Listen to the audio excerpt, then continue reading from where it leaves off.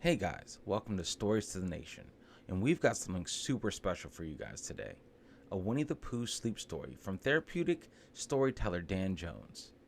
Now listen, if you guys want to hear more stories like this, let me know in the comments. Alright, time to get cozy, close those eyes, and let the story carry you away. Later guys.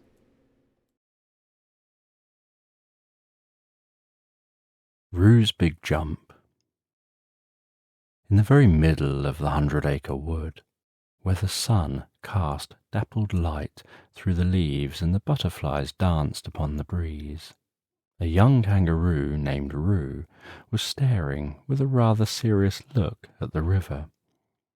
Not a small river, mind you, but a rather large one that had quite decisively taken it upon itself to split the wood into two halves. And at this moment it held all of Rue's attention. Rue, you see, had an idea, not just a small, everyday sort of idea like what to have for supper, which for Pooh would always be honey, but a big, important idea. He wanted, more than anything else, to jump over that river. He yearned to see what lay on the other side. Of course, because exploring is what adventurous young kangaroos like to do. But it was more than just that. He wished to prove to himself, in the deepest part of his heart, where truth resides, that he was not just a little Joey any more. He wished to be Rue the kangaroo who jumped over the river. But, oh bother, the river was wide, and its current swift. It wasn't like hopping over a fallen log, or skipping across a small stream.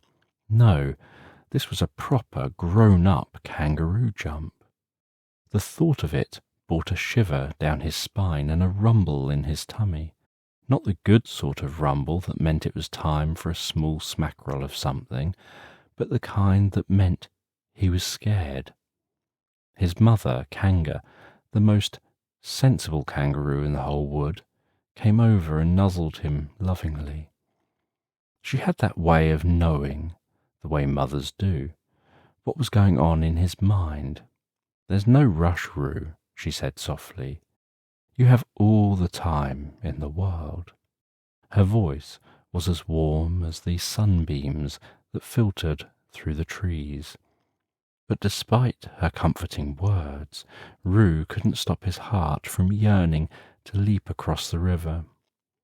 Perhaps it was the stubbornness that comes from being young, or perhaps it was the very nature of being a kangaroo.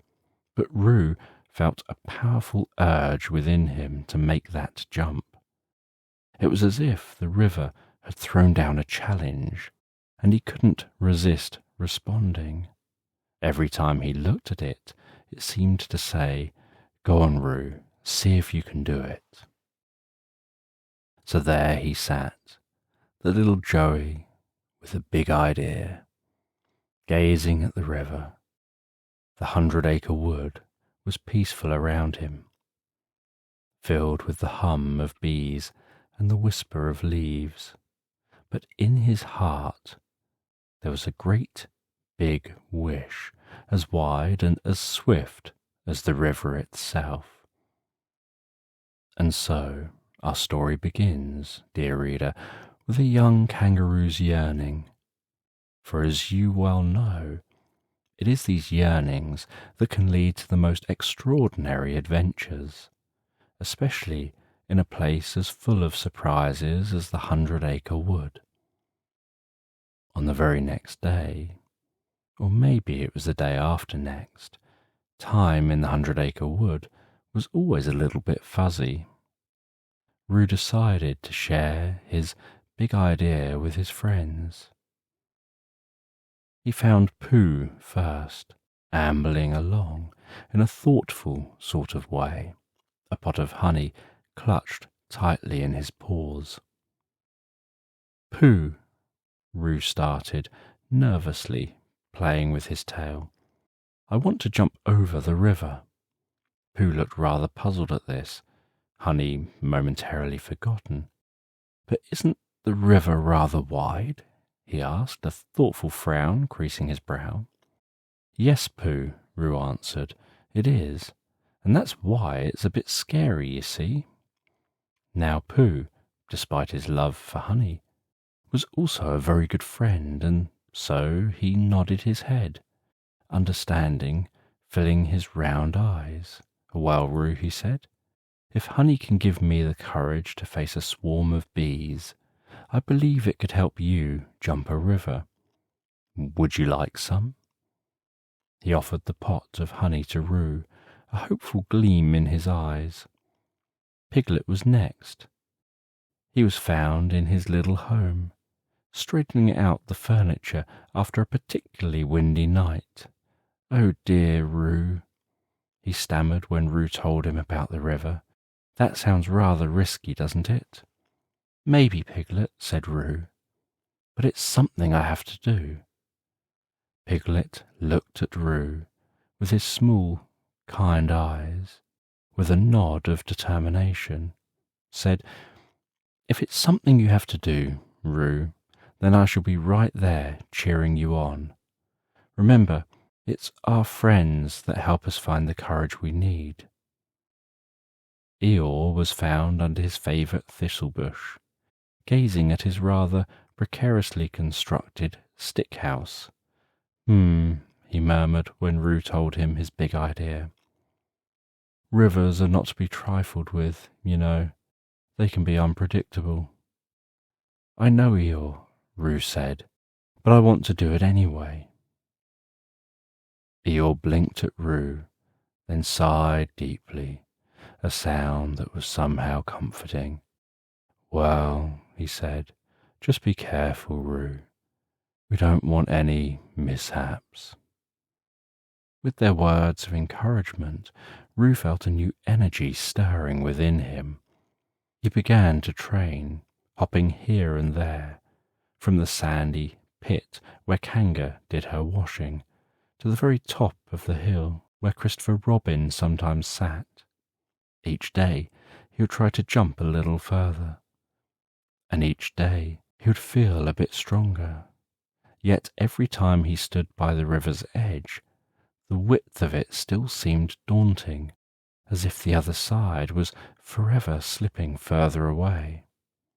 But Roo would remember Pooh's faith, Piglet's support, and Eeyore's caution, and he would go back to his training, determined to make the big leap.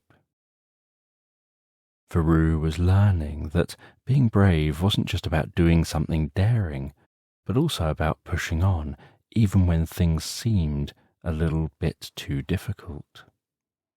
And so each day in the 100-acre wood passed, filled with Roo's hops and jumps, his friends' cheer and caution, and of course the ever-present hum of anticipation as a young kangaroo's big idea was taking shape.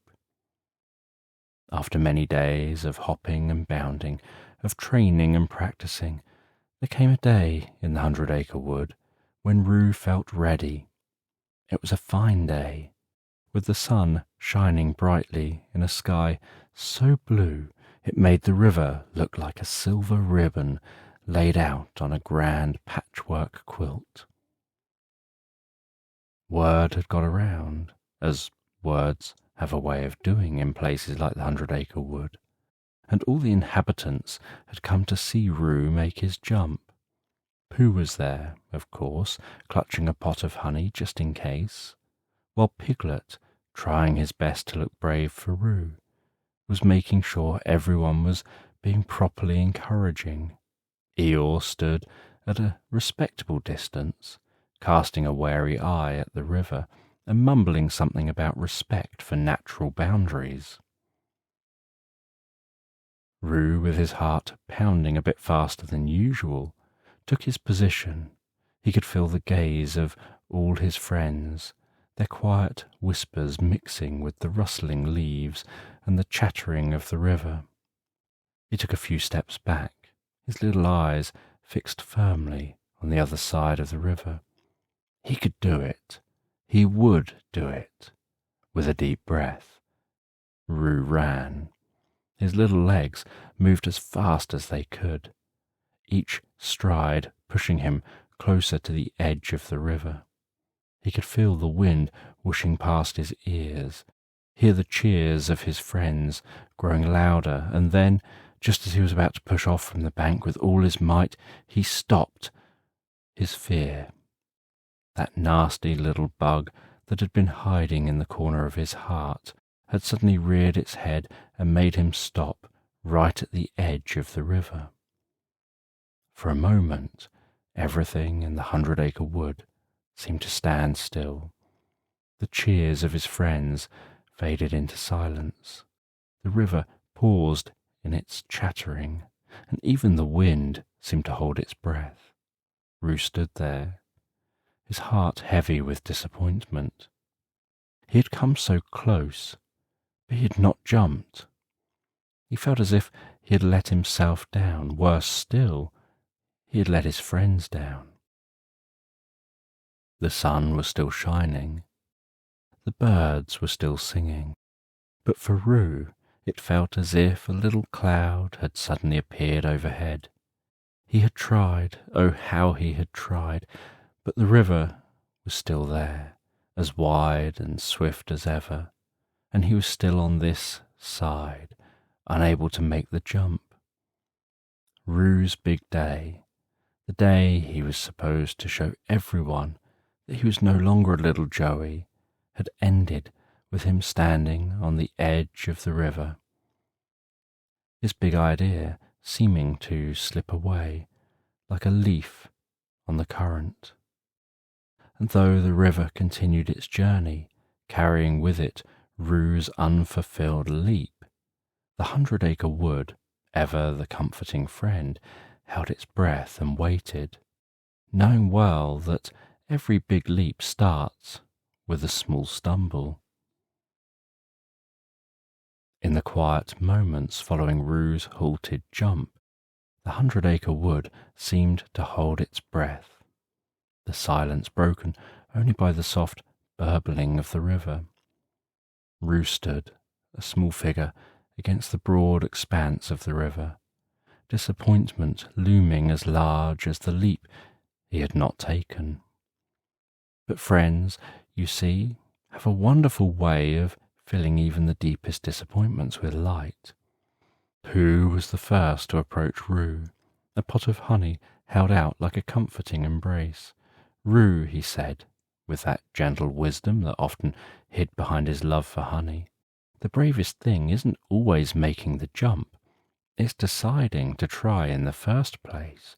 And you, Roo, are very brave indeed. Piglet shuffled forward next, his small body barely a whisper against the rustling leaves. He looked at Roo, then at the river, then back at Roo. I could never even think about doing such a thing, Roo, he admitted, his small voice carrying an echo of awe. Just imagining it gives me a fit of the sneezes. Even Eeyore, in his own way, showed his admiration. He ambled over slowly, the thistle in his mouth moving in rhythm with his steps. You wanted to jump over the river, and you tried, he said. That's more than most of us can say, except, maybe, for that river. It does seem to have a way of moving along. Their words, kind and true, began to lift the cloud of disappointment from Roo's heart. He looked from one friend to another, and for the first time since his halted jump, a smile started to form on his face. Maybe he hadn't jumped over the river, but he had tried.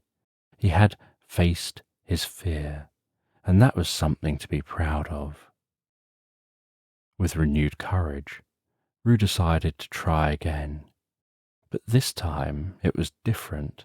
This time he would jump, not to prove he was no longer a little Joey, but simply because he wanted to. He wanted to feel the rush of the wind, the thrill of the leap, the satisfaction of achieving his goal. He wanted to jump for the joy of jumping. And so the 100-acre wood began to buzz with anticipation once again. Roo resumed his training, hopping further and higher, each leap echoing his determination.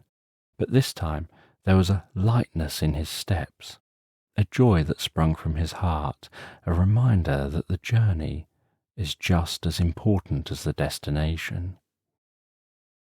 The river continued its ceaseless flow, whispering tales of courage and friendship to the woods, and the sun still shone brightly, casting shadows that danced with Roo's renewed resolve. The 100-acre wood waited, its heartbeat in sync with Roo's.